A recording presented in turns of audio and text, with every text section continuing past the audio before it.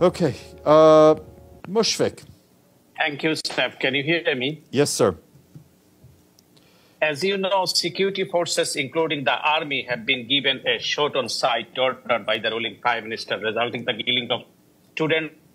Mushfiq, I cannot. Can you hear me? I cannot hear you. If you could just, like I told your colleague, I just really, I really want to have a question mark. So, what is the question?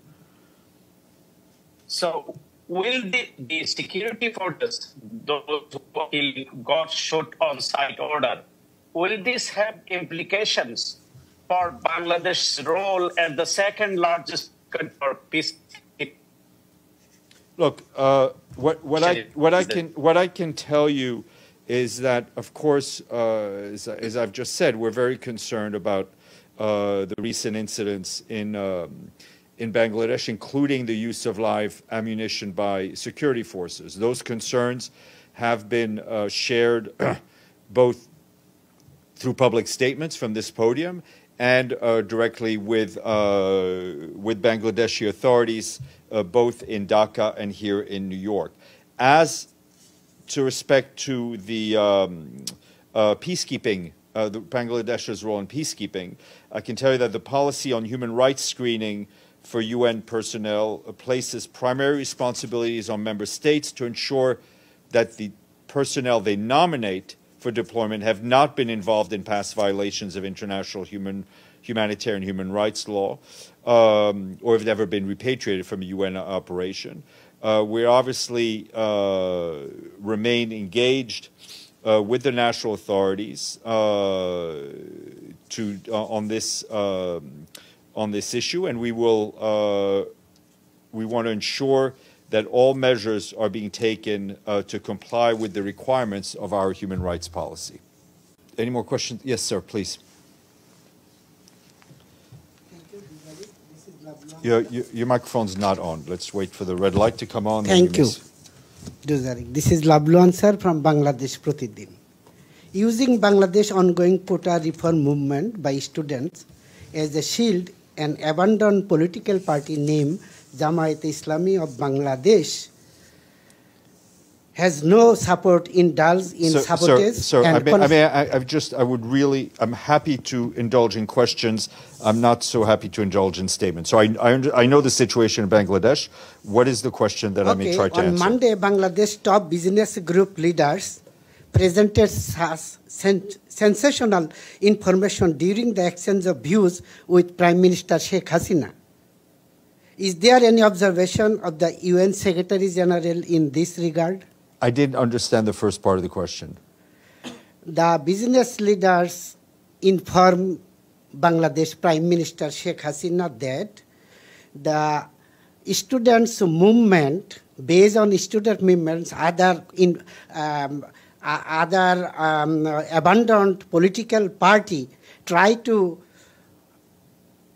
overthrow the democratic government of Bangladesh. I think we have been extremely clear in expressing our concern about what is happening in Bangladesh, about the mass arrests, the killings we have seen.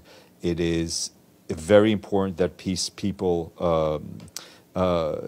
people demonstrate peacefully, and that the authorities guarantee that right for peaceful demonstration. It is a right that is enshrined in international human rights incidents. All acts of violence should be investigated in a transparent and credible manner. People need to be held to account. But there needs to be the creation of a dialogue, of an environment that is conducive to dialogue. And frankly, I think if we step back, we have seen demonstrations recently in different parts of the world, in different countries, with young people expressing the frustration at the state of the world, at their future, expressing their frustration at institutions and the responsiveness of institutions. Part of that are governance issues. Part of it is also, I think, the impact, the effects of how an international financial system remains unjust and has not been able to deal with the situation in a way that doesn't hurt young people. So this is something we've seen all over the world. But what is critically important is that wherever these demonstrations occur, people be allowed to demonstrate peacefully without fear of arrest, without fear of being wounded or worse. Thank you, Matt. You declared Bangladesh a level 4 most danger zone for traveling. Mass atrocity are occurring under the regime's shoot-on-sight order, with the death toll surpassing 200. Students are carrying out peaceful protests. What specific steps is the U.S. going to take to rescue the innocent student and the nation from the brutal regime? So, first of all, again, we have made clear our concerns about the ongoing security situation in Bangladesh. We announced the other day that we are exploring all options to ensure the safety of our personnel in Dhaka. We authorized the voluntary departure of non-emergency personnel and family members at the U.S. Embassy in Dhaka. The embassy does remain open to provide consular and other services to United States citizens who are in Bangladesh. And with respect to the safety and security of any American citizens, obviously that is our first priority. And we encourage any U.S. citizen who is worried about their safety and security, has concerns, is anything they want to discuss, to contact our embassy. Is the U.S. Embassy full operation in Dhaka? It is operational. Thank you. Yeah.